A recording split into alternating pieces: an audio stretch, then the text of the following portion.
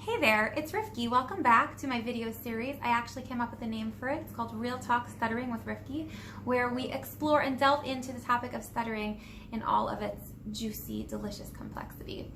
Today, I am gearing this conversation to you, the non-stutterer, who maybe you have a friend or an acquaintance or somebody that you work with who stutters, and you want to know, how can I best interact with this person in a way that's going to make them feel the most respected, the most comfortable, the most seen and valued, and the least bit embarrassed about their stuttering? How can I support this person who stutters in the best way that I can?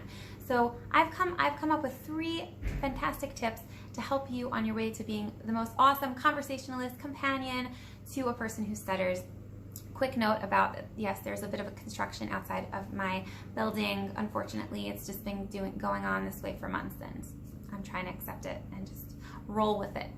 Another thing, side note, I know that I made a video last week about my own personal journey as a person who stutters, as a child growing up with stuttering. I want to continue on that journey and share with you, what I went through moving forward, but I want to just put a little bit of a pause on that because I wanted to create a little more of texture around what stuttering is and how we can really understand it in the best way that we can. So here we have it, 3 big, wonderful tips on how to support a person who stutters in the best way that you can.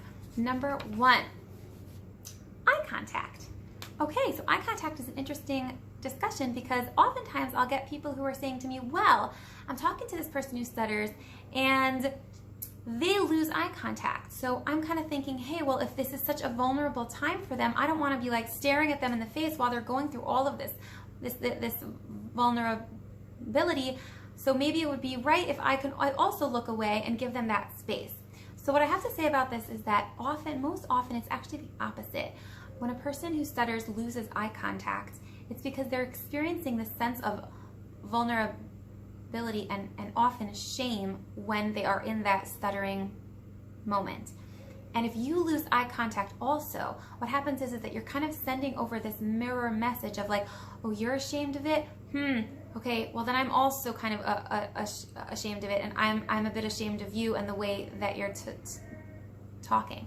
Whereas if you maintain your eye contact, even if they lose theirs, you're sending over this message, hey, I'm still here, I'm present for you, and when you're ready to look back at me, I am right here waiting for you to finish what it is that you have to say. So maintaining eye contact is a very, very strong piece of being a supportive and good listener and conversationalist to a person who stutters. That's number 1. Number 2, finish my sentence? Should a person who is listening to someone who stutters finish their sentences for them? So the general answer, by and large, what most people will tell you is the people who stutter do not like when a person who is listening to them is finishing their words or their sentences. The reason for this is really twofold. Number 1, we know what it is that we want to say, right? I have already organized in my brain what it is that I want to actually say. If it's please pass the salt, it's please pass the salt, right? When I'm having a hard time with the word salt, it's not because I'm still organizing what it is that I want from the table. So if somebody's trying to help me finish my word, it's almost suggesting that I don't know what it is that I want to say. And oftentimes, people are just wrong. I've had it where like it took 4 or 5 tries until the person was actually able to guess what the word was that I want to say. So it's, to give that sense of respect of like, you know what you want to say, and I'm going to give you the space to say it.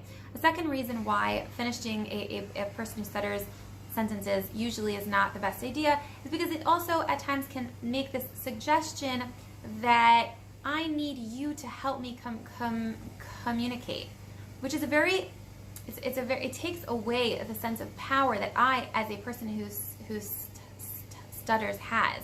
And even if there's a piece of me that is just having such a hard time that I could really use somebody to just help me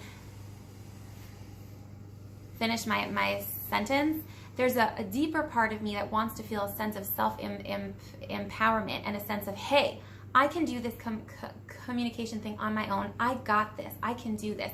And we want to feel a sense of equality to you, the person who does not stutter. So for those reasons, laying off of the finishing my sentences thing is a great idea, and something that we should all try and look out for. Oftentimes, one may think, hey, I just want to help the person, but just giving that person a sense of their own space and a sense of, hey, this silent gap is allowed and it's okay, is one of the most powerful things you can do as a listener to somebody who stutters. Number 3, being present. This is a big one, guys. Being present means that you're trying to just let go of past, future thoughts and just be with the person. Just listen to the person. So often when when you get into a conversation with someone who stutters, your brain just might be going off with a whole bunch of thoughts about this person and what's up with them and why is their speech like that, and what can you do to try and make it better, try and da-da-da. Maybe just to quiet those down and say, okay, I'm just gonna be with this person in the moment and listen to the content of what they're saying. And that's an extremely powerful thing. It's holding the space for somebody else to talk and really just absorbing their energy and absorbing what it is that they want to say to you. So being present is a big one. And finally, number 4, simple, ask. Ask the person. So there's always going to be that person who actually really does want you to look away when they talk, or that person who really can use some help finishing their sentences. You're going to have all different types of people who stutter. So if you can find the opportunity to just ask your friend or the person that you're talking to, maybe it'll come up in conversation or organically that they stutter. Anyway, if you could just kind of raise the conversation and ask them what they would prefer and how you can best help them. And you might end up having a really wonderful conversation about their stutter and their own experiences with it and their own preferences of what they really need from other people as listeners and as a support. Anyway, there you have it.